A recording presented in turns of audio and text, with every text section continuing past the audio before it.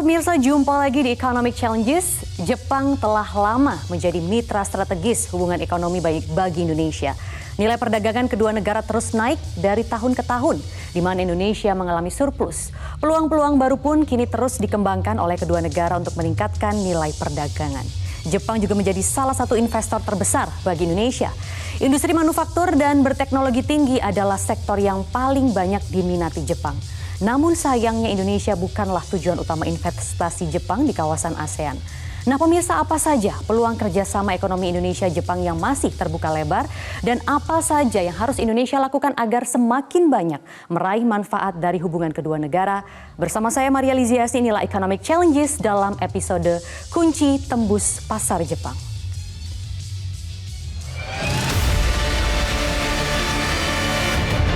Kalau sudah ada kaisar yang masuk, kepala negaranya masuk dan happy, itu adalah karpet merah yang sudah digelar untuk Indonesia maupun sebaliknya.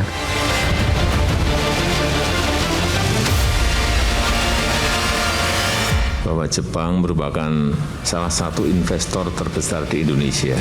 Dan quality investment selalu menjadi karakter investasi Jepang dimanapun berada, termasuk di Indonesia.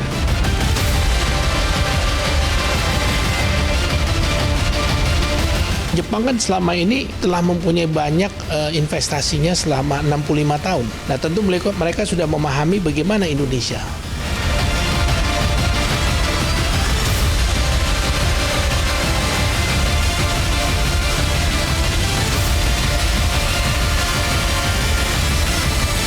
Jepang adalah salah satu negara mitra strategis Indonesia di bidang ekonomi.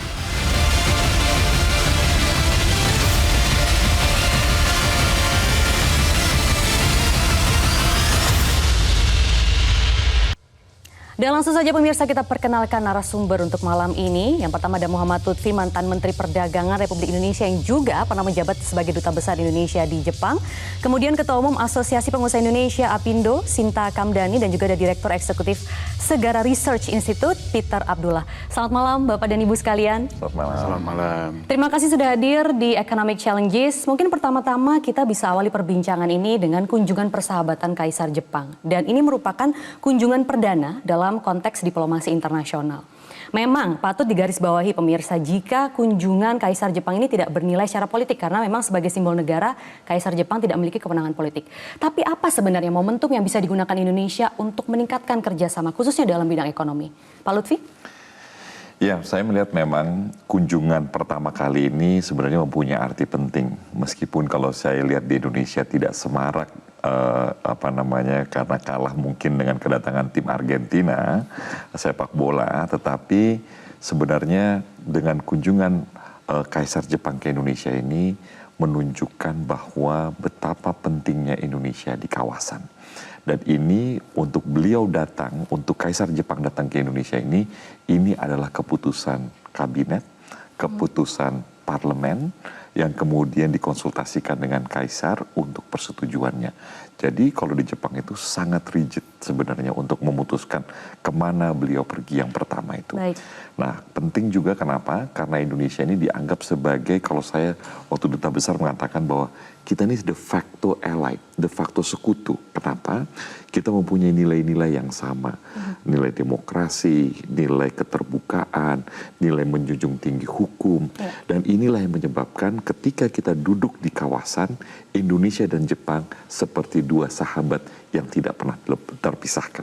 Oke, jadi bisa menjadi momentum apa nih yang ditingkatkan dari sini kalau Pak Lutfi melihatnya? Nah, dengan keputusan yang saya utarakan tadi, kabinet, parlemen, kemudian dikonsultasikan, jadi dianggap bahwa Indonesia ini menjadi negara yang strategik untuk pasar Jepang, gitu kan ya, untuk kerjasama, terutama untuk keterbukaan dan demokrasi ini yang sekarang ini menjadi salah satu pilar utama daripada kedekatan-kedekatan di kawasan. Jadi kalau kita lihat tren daripada diplomasi internasional, tadinya kan dari bipolar gitu ya, maksudnya jadi dua sistem, kemudian jadi multilateral, sekarang mulai decoupling lagi dan melihatnya itu kamu teman siapa di kawasan ini gitu loh. Kita tidak pernah mau memilih teman siapa kita di Indonesia akan berteman, karena semua adalah teman. Tetapi ini yang mesti kita manfaatkan karena kita mempunyai nilai-nilai yang sama dengan Jepang untuk bagaimana mendahulukan kepentingan Indonesia secara diplomasi, karena runtutannya untuk mendapatkan Indonesia emas 2045 ini menjadi sangat penting. Kenapa? Karena kita mempunyai deadline yang ketat untuk mencapai sana. Salah satu tujuannya adalah bagaimana menciptakan Indonesia yang sejahtera dan Indonesia maju dari yang sekarang di middle income country menjadi high income country. Nah, negara maju ini ditandai dengan 3 kali lipatkan GDP kita per kapita hari ini dari $4.000 menjadi 12.500, dan target utama adalah bagaimana kita mencapai 10.000 sebelum akhir tahun 2030. Untuk bisa mencapai sana, Maria, hanya 2 kata kunci, yaitu satu, investasi, dan yang kedua adalah transfer of technology. Indonesia dalam 10 tahun ke depan harus berubah menjadi negara industrialisasi yang sangat kencang, sangat kuat, dan menjadi pilar daripada rentetan value chain atau rentetan nilai tambah dunia. Untuk itu baru bisa Indonesia graduate dari middle income. Nah, itulah yang akan kita bahas di sini. Investasi apa yang bisa maju ke depannya dari hubungan diplomatik kedua negara? Mungkin kalau Bu Sinta sendiri dari Apindo melihatnya selama ini kerjasama ekonomi Indonesia-Jepang tuh evaluasinya bagaimana? Dan ke depannya apa lagi yang bisa digali, Bu, dari sini? Ya, jadi mungkin pertama-tama kalau kita lihat dari nilai investasi Jepang ke Indonesia, mungkin kalau dilihat dibandingkan dengan negara-negara ASEAN lainnya, Indonesia masih di bawah ya. Betul. Nah, tapi kita melihat perjalanan yang panjang gitu, dan kalau dilihat mungkin hubungan Indonesia-Jepang ini tidak hanya sekedar Jepang berinvestasi di Indonesia, tapi punya satu hubungan persahabatan yang cukup baik ya. Jadi maksudnya kalau dilihat tidak hanya dari segi ekonomi, tapi juga dari segi politik, budaya, dan lain-lain, sosial, itu semua tercakup gitu. Dan mungkin kalau kita lihat Jepang, itu mungkin 2 hal utama. Pertama, kita melihat juga tidak hanya dari investasi, tapi kita juga melihat bahwa tadi aspek transfer of technology yang tadi disampaikan Pak Lutfi. Jadi capacity building yang diberikan oleh Jepang ke Indonesia. Saya rasa itu harus jadi perhatian juga, karena kita sudah punya 3 perjanjian dengan Jepang ya. Pertama dengan IJPA, jadi Indonesia Japan Economic Partnership Agreement. Actually itu yang pertama loh. Perjanjian perdagangan bilateral pertama Indonesia, yaitu dengan Jepang. Kemudian ada ASEAN JEPA dan kemudian ada RCEP. Jadi dari segi kita melihat perjanjian yang berhubungan secara bilateral ini juga sudah signifikan. Nah, tinggal sekarang bagaimana kita bisa merealisasikan itu semua untuk penguatan yang lebih jauh. Nah, kita melihat bahwa memang kalau dilihat dari perusahaan-perusahaan Jepang yang sudah masuk ke Indonesia, ini kan perusahaan-perusahaan yang jelas cukup besar ya, dan juga kalau dilihat dari segi mungkin peningkatan jumlah daripada perusahaan-perusahaan baru ini yang mungkin harus jadi perhatian. Nah, sektor-sektor yang menjadi juga pusat perhatian daripada Jepang untuk Indonesia, ini kita juga lihat bahwa masuk ke dalam aspek yang berhubungan dengan let's say infrastruktur, kemudian yang hubungan dengan kita sekarang lihat banyak ke tersier juga ya, ke utility, power, dan lain-lain. Tapi juga masuk ke dalam aspek yang namanya advanced manufacturing. Itu kan sesuatu yang memang Jepang otomotif udah nggak usah dibilang deh. Itu udah paling besar, paling besar Indonesia itu kan dipegang oleh Jepang gitu. Jadi otomotif ya itu udah nomor satunya. Tapi selain daripada itu kita juga lihat banyak potensi seperti apakah itu di EBT ya, apakah itu di EV ecosystem, itu juga sesuatu yang sekarang juga banyak diperhatikan. Tapi di luar itu semua saya juga mau melihat Jepang ini bahwa potensi yang kita selalu kurang mungkin kita perhatikan adalah memang actually Jepang mensupport dari segi pengembangan UMKM Indonesia. Jadi sekarang kita banyak sekali dari segi perdagangan juga Jepang membantu bagaimana bisa UMKM Indonesia juga goes export. Dan JETRO ini salah satu institusi yang paling mensupport salah satunya untuk bisa pengembangan UMKM begitu ya Bu Sinta ya. Mungkin jadi kita selain bisa daripada yang besar kita juga mesti lihat dari aspek yang UMKM. Jadi potensi kerjasama dengan Jepang ini sangat besar. Sebenarnya sangat besar, tapi penyebabnya kenapa nih kita masih belum menjadi negara di Asia pertama yang dilirik oleh Jepang? Malah sekarang Jepang ini lebih melirik Vietnam. Mungkin Pak Peter nanti bisa menjawabnya, tapi harus ditahan terlebih dahulu Pak Peter karena kita harus jeda terlebih dahulu. Pemirsa jangan kemana-mana, tetaplah di Economic Challenges.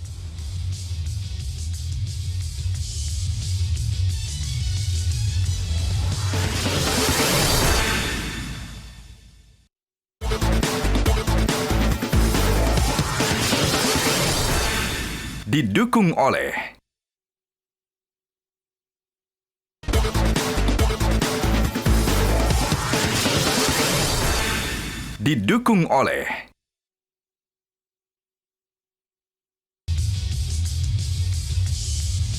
Kembali lagi di Economic Challenges, pemirsa, tembus pasar Jepang. Kembali saya ingin bertanya kepada Pak Peter di sini. Pak Peter, tadi kalau Bu Sinta mengatakan sudah ada 3 perjanjian loh, dan hubungan diplomatiknya sebenarnya sudah 65 tahun.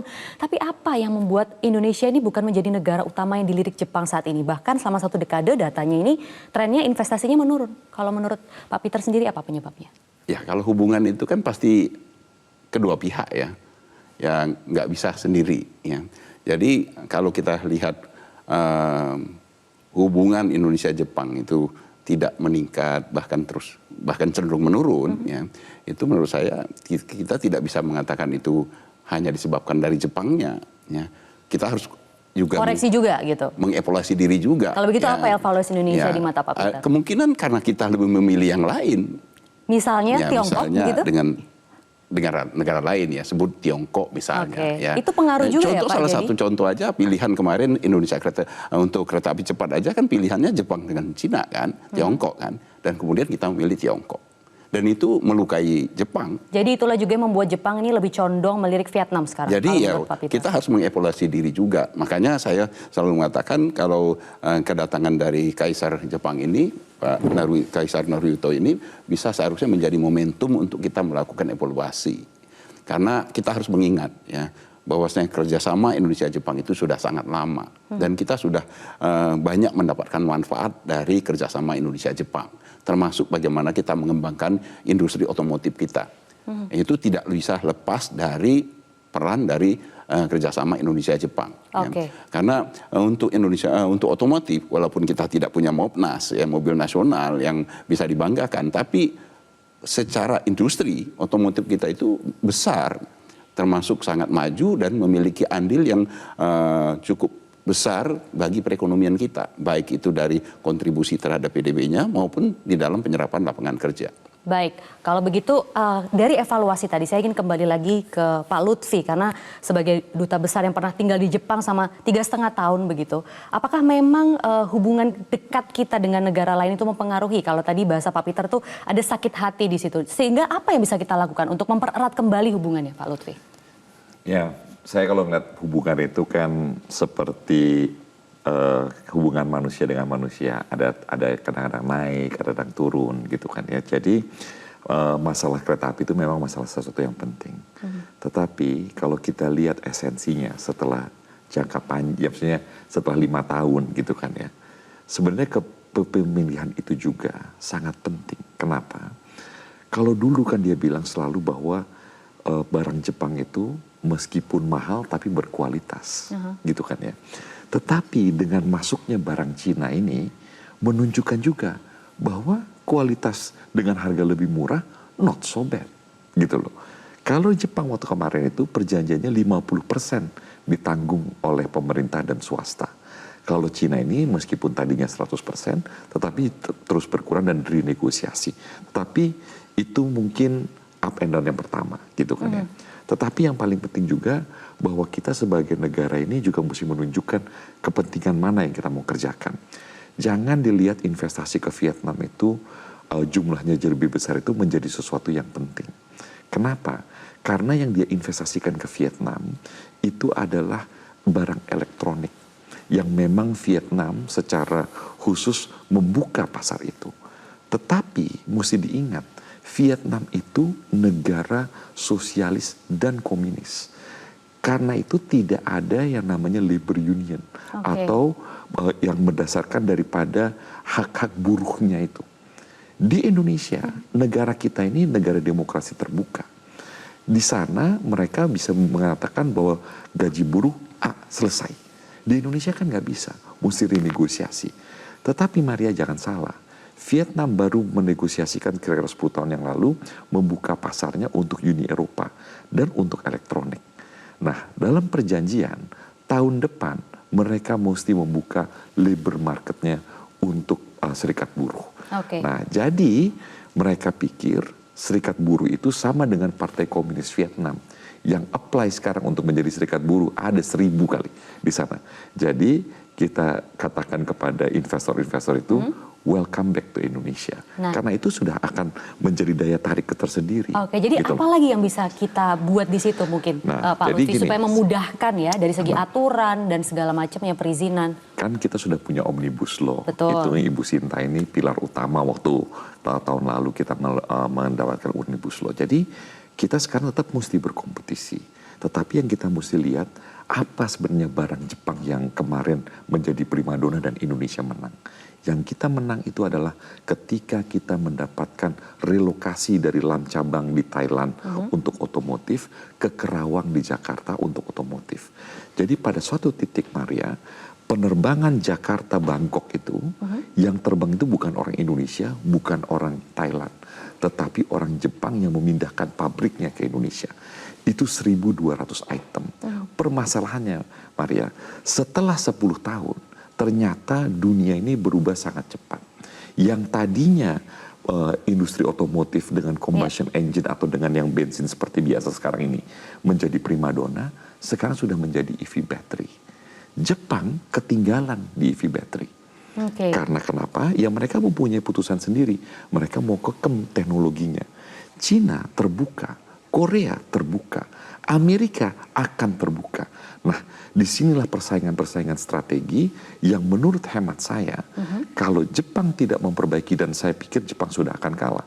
Pada tahun 2030, populasi mobil Jepang yang sekarang 96% akan turun menjadi 50-60%. Jadi peluang itu bisa ditangkap ya sama Indonesia, Pak Lutfi? Bukan. Peluang itu sudah kita tangkap dari negara lain. Gitu. Karena jumlahnya sudah sebagian besar. Nah, ketika kita sambungkan dengan kereta listrik itu, menurut hemat hijau saya, pemerintah melaksanakan keputusan yang benar. Kenapa? Kita tunjukkan sama Jepang, bukan mereka saja yang punya teknologi bagus dengan harga terbaik. Tetapi dengan harga murah, Cina juga bisa menyajikan itu. Ada persaingannya untuk kompetisi. Ya, yang kompetisi. Kompetisi itu menguntungkan Indonesia, dan ini yang kita mesti kapitalisasi dengan baik. Bu Sinta, bagaimana mungkin pendapatnya soal ini? Tapi juga apa lagi nih yang Apindo bisa masuk di sini, Bu Sinta? Menariknya gini, saya selalu melihat kenapa pentingnya data ya. Karena saya ngelihat kan JBIC itu suka melakukan survei. Jadi tahun 2022 kemudian saya melihat apa sih sebenarnya pandangan manufaktur Jepang untuk potensi pada saat dia perspektif mereka untuk berinvestasi gitu ya. Jadi ini saya mau kasih data yang ada. Jadi sesuai dengan peringkat concern pertimbangan mereka ya.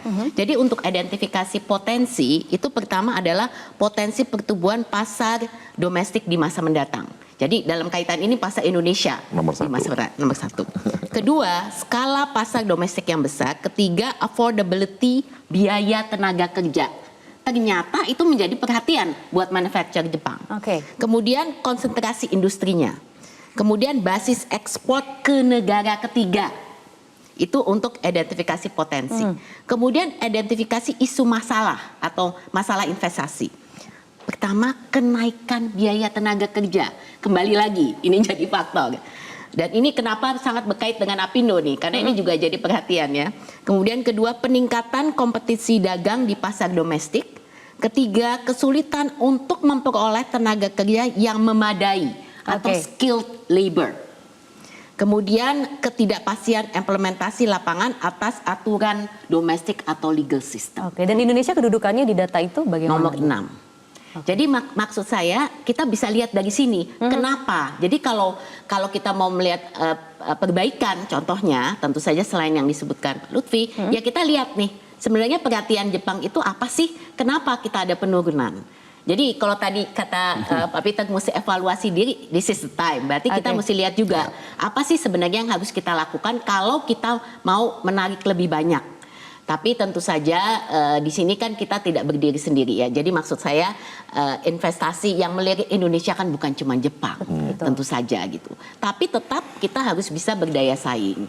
Dan inilah makanya kenapa kita selalu mengatakan bahwa iklim investasi yang kondusif ini memegang peranan penting. Dan dengan omnibus itu memang sudah banyak lah ya perbaikan, tapi memang realisasi is another ball game gitu. Dan kita tidak bisa lihat hanya di pusat, kita harus lihat juga keseluruhan di daerah juga gitu. Tapi sebenarnya apa yang tadi dilakukan oleh pemerintah itu sudah tepat tidak sih? Mungkin Pak Peter boleh mengomentari sedikit apa yang sudah dilakukan oleh pemerintah untuk bisa membuat iklim kompetisi begitu ya, yang juga sehat itu apakah sudah tepat untuk menangkap peluang bisa menjalin kerjasama ekonomi dengan Jepang ke depannya? Ya, secara keseluruhan memang kayak seperti disampaikan oleh Mbak Sinta tadi, kita punya poin-poin positif, tapi banyak sekali poin negatif. Ya, termasuk dalam hal ini yang paling menarik adalah terkait dengan kepastian, karena konsistensi kebijakan itu menjadi penting. Jadi konsistensi kepastian dalam kebijakan. Boleh kita gali lebih lanjut ya Pak Peter, tapi kita harus break terlebih dahulu pemirsa, jadi jangan kemana-mana. Selepas jeda Headline News, pukul 21 Economic Challenges akan kembali untuk Anda.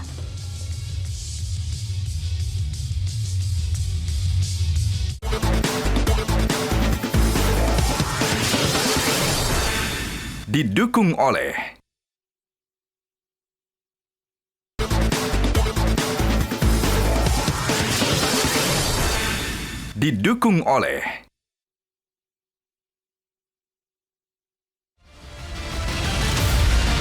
Jepang adalah salah satu negara mitra strategis Indonesia di bidang ekonomi.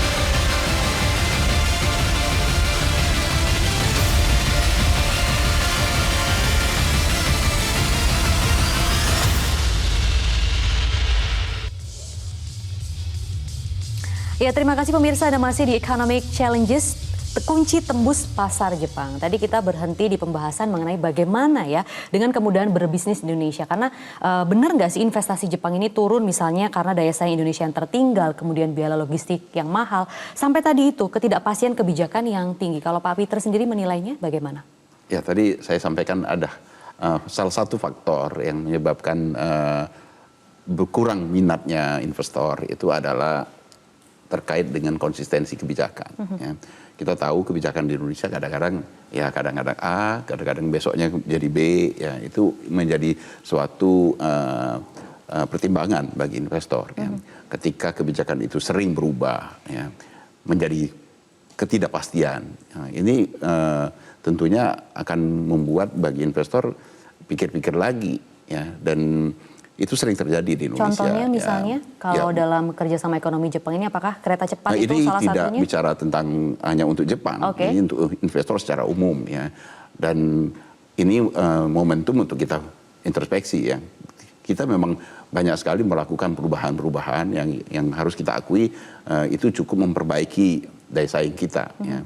Termasuk dalam hal ini adalah dengan undang-undang perbaikan cipta kerja misalnya. Ya. Apakah ini kan itu banyak. cukup Pak Peter? Atau Nah, ada lagi misalnya regulasi tadi, yang... itu kan sudah membaik tetapi masih belum cukup.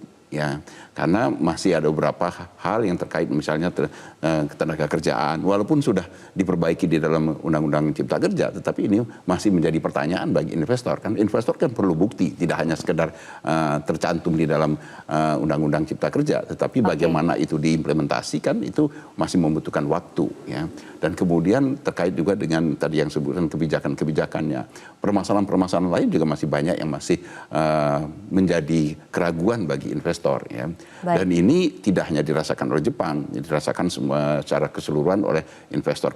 Nah, kalau kita bicara tentang Jepang ini kan sebenarnya bukan Jepangnya yang turun kan sebenarnya. Ya. Karena kalau kita lihat dari investasi, umumnya investasi itu secara umumnya itu meningkat.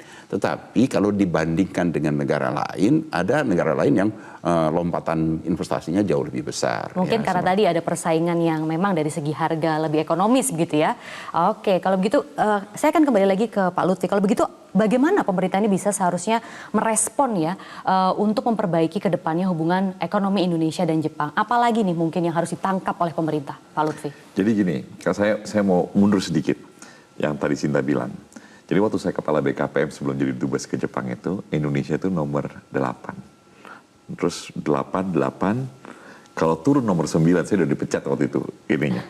Tapi waktu saya datang ke sana, karena kenapa? Tadi kan drivernya ditanya, pasar domestik yang besar.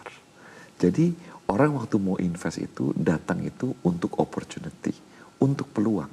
Nah pada saat itu terjadi banjir besar di Thailand dan kudeta, tidak ada kejelasan hukum di Thailand.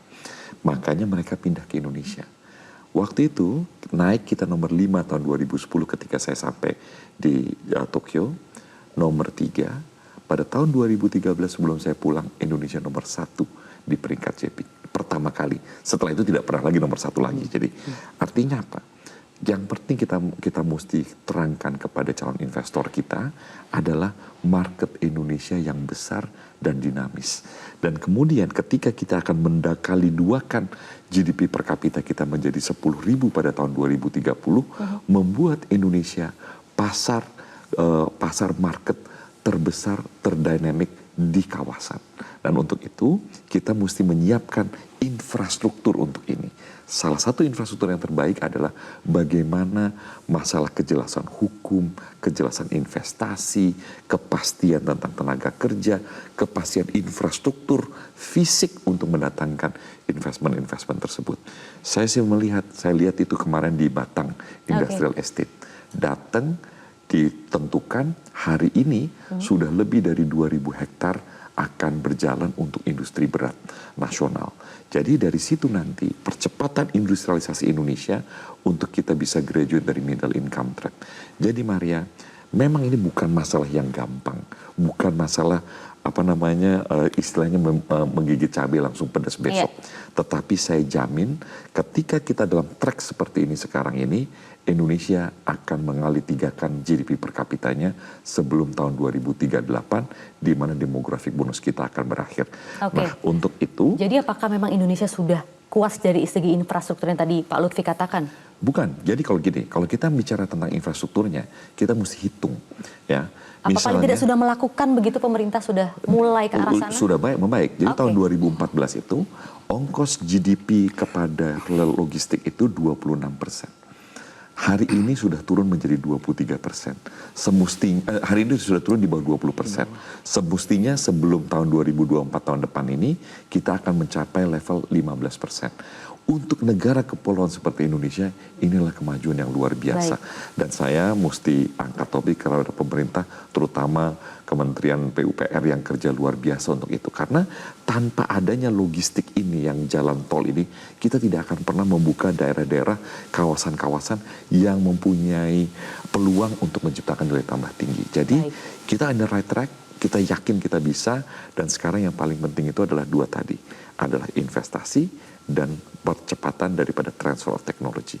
Kalau ini telat, kita telat juga kali duakan GDP. Tapi kita on the right track kan sekarang? Kita sekarang on the right track. Oke, Bu Sita, bagaimana menyoroti ini bisa menjadi peluang yang diciptakan oleh Apindo, misalnya sektor atau produk apa ke depannya untuk semakin mempererat hubungan ekonomi Indonesia-Jepang ini? Ya, jadi mungkin saya mau touch sekarang ke arah lebih ke perdagangannya ya, karena tadi judulnya kan kunci tembus pasar Jepang. Jadi kita dari tadi bicara lebih banyak investasi Jepang ke Indonesia.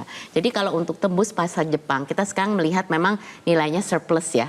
Jadi neraca perdagangan kita dengan Jepang surplus, which is very good. Ini juga salah satu upaya Pak Lutfi pada waktu menjadi Menteri Perdagangan.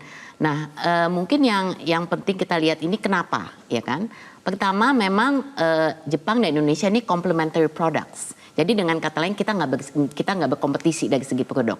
Jadi dengan demikian it will be less. Jadi dari segi trade barriers-nya sebenarnya nggak ada NTM-nya dan lain-lain gitu. Jadi itu mungkin sesuatu yang saya rasa baik ya dari segi ekspor kita ke Jepang, dan juga kalau kita lihat sekarang jenisnya apa ya. Yang kedua, jadi kalau kita lihat jenis ekspor produk ke Jepang ini unfortunately masih berupa paling besar bahan mentah.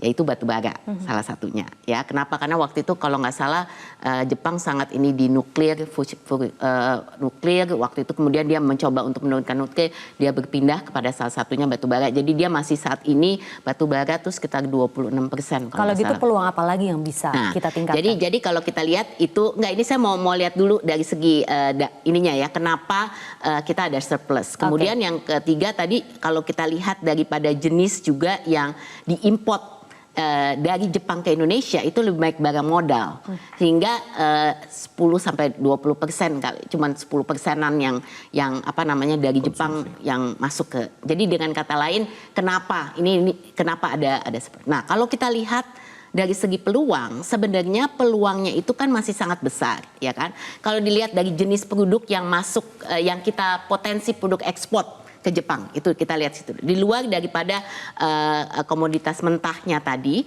kita bisa melihat di luar daripada yang namanya nikel, yang namanya ore dan lain-lain, itu kita melihat sebenarnya, misalnya ya contohnya yang sebenarnya sangat perlu diperhatikan itu perikanan. Jadi fish fillet itu ternyata sangat besar potensinya ke Jepang. Dan ini mungkin sesuatu yang harus menjadi perhatian kita. Bagaimana produk perikanan kita juga bisa lebih banyak untuk masuk ke pasar Jepang. Nah, kalau kita lihat permasalahannya di beberapa tentu saja selain daripada paper, wood dan lain-lain. Tapi kenapa saya mau tonjolkan ini? Yang sebenarnya harus jadi perhatian itu adalah masalah standar. Jadi mutunya untuk ekspor, begitu ya? Standar untuk, karena kan kalau untuk pasar Jepang itu kan standarnya sangat tinggi. Nah ini sesuatu yang kita harus punya satu kesepakatan dengan Jepang. Makanya kita perjanjian perjanjian Indonesia-Jepang ini harus lebih dimanfaatkan. Apakah standar kita selama ini tidak mencukupi keinginan mereka? Betul. Jadi kita belum bisa memenuhi standar produk-produk Jepang yang memang ekspektasinya sangat tinggi. Oleh karenanya ini suatu perbaikan yang harus diperhatikan oleh Indonesia, supaya bisa lebih banyak produk untuk masuk pasar Jepang. Kalau bisa masuk pasar Jepang, dengan sendirinya akan lebih mudah untuk masuk ke pasar-pasar yang lain gitu. Jadi di sini sesuatu yang harus jadi perhatian kita adalah bagaimana kita bisa meningkatkan dari segi kualitas ini standarnya, supaya standar sebenarnya produk kita standarnya cukup baik gitu ya. Cuman dari segi cost, karena kita ngomongin economic of scale dan lain-lain ya. Jadi tapi ini perhatian dari segi standar ini sangat penting gitu. Jadi kalau gitu pengusaha butuh apa misalnya Bu Sinta dari pemerintah untuk bisa mengakomodir itu? Sebenarnya kalau dengan pemerintah itu sudah banyak upaya yang dilakukan pemerintah untuk peningkatan produk ekspor. Kita sekarang sudah juga masuk ke akselerasi gimana task force untuk akselerasi ekspor dan lain-lain.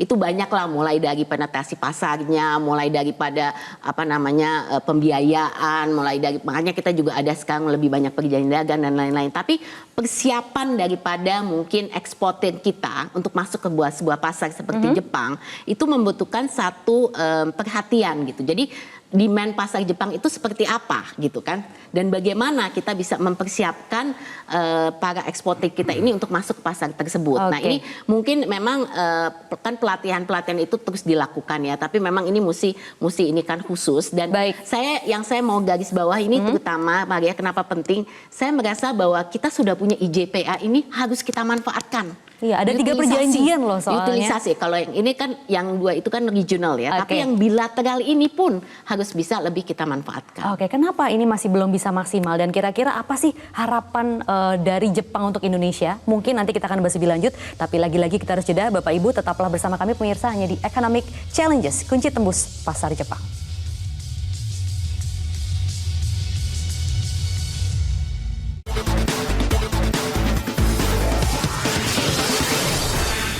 Didukung oleh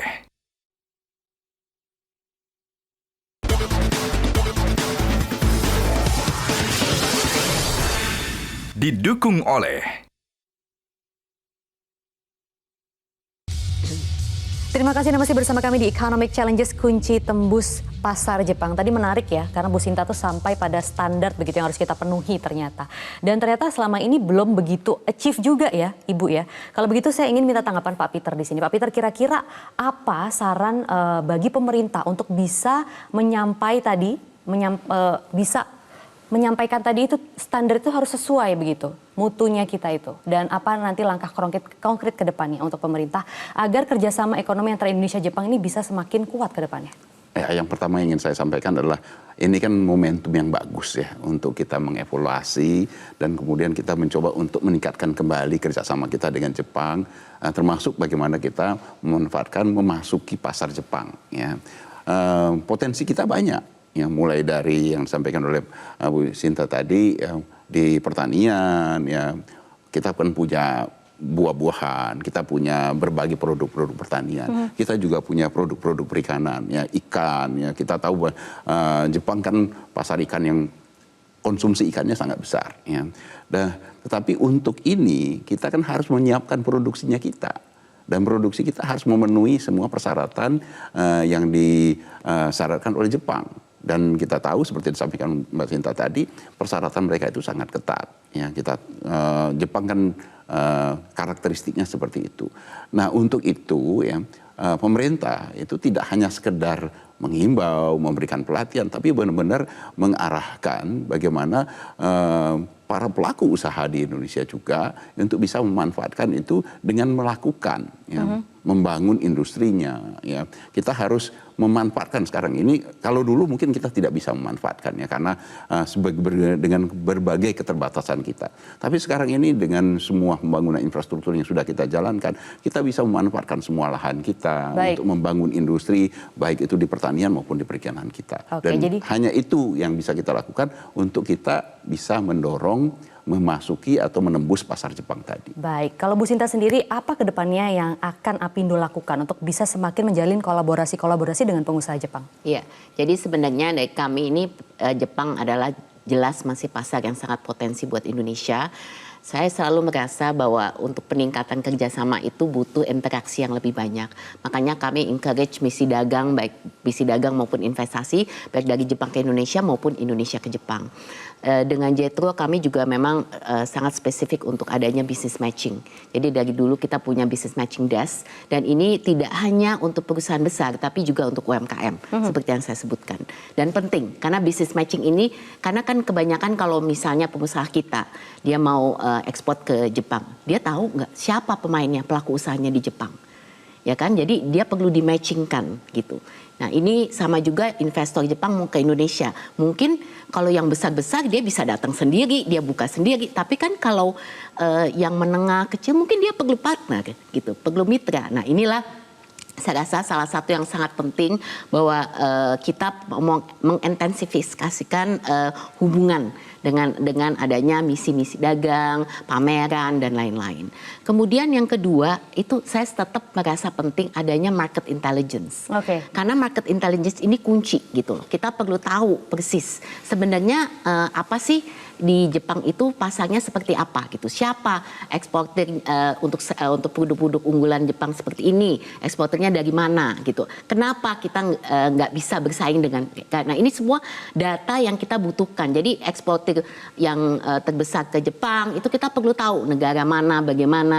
Nah, ini semua perlu market intelligence. Jadi saya rasa itu sangat penting. Baik. Nah, kemudian juga kalau menurut saya ini kita perlu lebih banyak di Indonesia sendiri ini sosialisasi. Kita perlu lebih banyak melakukan sosialisasi dan edukasi, termasuk untuk yang tadi saya sebutkan untuk perjanjian-perjanjian yang sudah ada dengan Jepang ini gitu loh. Bagaimana kita memanfaatkannya, bagaimana kita mengambil impact-nya, dan ini saya rasa perlu lebih banyak supaya pemahamannya lebih menyeluruh begitu ya, Ibu. Perlu lebih menyeluruh pemahamannya, dan mungkin satu faktor juga yang sangat penting kalau kita kaitkan ya dengan hubungan ekonomi di sini untuk lebih kait dengan investasi. Tadi kan salah satu menjadi faktor kan ketenaga kerjaan. Jadi kita juga yang namanya skill exchange, bahwa kita perlu ada peningkatan untuk skills ini sesuatu yang juga jadi perhatian skill ya. Untuk kita skills, catat untuk capacity buildingnya dan lain-lain. Kita harus berbagi juga nih ke Pak Lutfi. Mungkin waktunya Pak Lutfi, Anda optimis tidak bahwa Jepang ini bisa meningkatkan investasinya ke Indonesia? Kalau saya, karena saya bilang seperti tadi, dengan dinamika teater Asia Pasifik ini, terutama Indo-Pasifik ini, menjadi teater yang berbeda di 50 tahun yang lalu, ke depan saya melihat bahwa hanya Indonesia market untuk Jepang, Kemudian kitalah yang akan mengirim balik barang-barang Jepang itu dengan merek Jepang buatan Indonesia ke Jepang. Sebagai contoh, Daihatsu itu produksinya di Indonesia lebih besar daripada produksi di Jepang. Dan Daihatsu itu sekarang sudah mengekspor mobilnya balik ke Jepang. Jadi artinya apa? Karena kita mempunyai dasar-dasar yang sama antara kedua negara, kedua sahabat ini meskipun kadang-kadang suka menjauh, tetapi ujungnya nanti kita akan dekat bersama karena kita ingin berbagi keuntungan, kesejahteraan Indonesia-Jepang bersama. Jadi optimis ya? Pasti. Oke, semoga saja. Terima kasih Muhammad Lutfi, mantan Menteri Perdagangan Republik Indonesia yang juga pernah menjabat sebagai Duta Besar Indonesia di Jepang. Kemudian juga ada Ketua Umum Apindo, Sinta Kamdani, dan juga ada Direktur Eksekutif Segara Research Institute, Peter Abdullah. Terima kasih Bapak dan Ibu kehadirannya di Economic Challenges, kunci tembus pasar Jepang. Semoga ini bisa menjadi daya saing ke depannya ya untuk Indonesia dan Jepang, begitu meningkatkan hubungan ekonomi antar kedua negara. Pemirsa, saya Maria Liziasi, terima kasih telah menyaksikan Economic Challenges. Sampai jumpa.